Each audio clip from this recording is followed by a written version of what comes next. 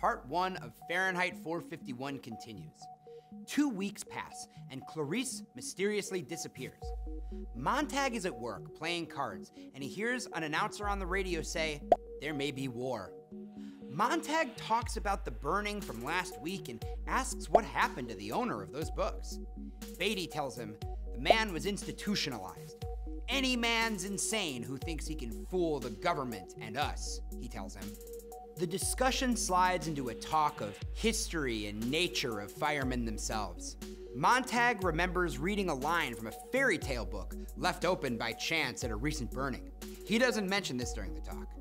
Now, the other firemen pull out books with complete false histories of firemen and their rules, including that the Firemen of America were founded in 1790 by Benjamin Franklin to dispel English-influenced thought by burning their books.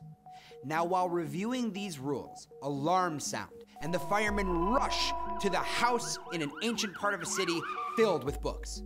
They throw the books they find in the house into the yard and pour kerosene all over them and the house.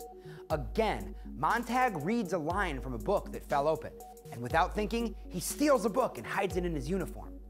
The old woman who owns the house and the books refuses to leave. Captain Beatty gives her till the count of 10 to get out. She pulls out a match, says a quote, and lights everything on fire, choosing to die along with her books. As the men drive back to the firehouse quietly, Montag asks Beatty about what the woman said. He couldn't remember it exactly. Beatty finishes the quote and explains it is a quote from a 16th century man who was burned alive for heresy.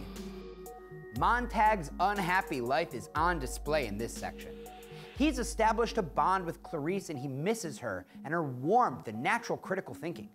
Clarice has clearly influenced Montag, who even asks Beatty about a historical job description where firemen put out fires once instead of starting them.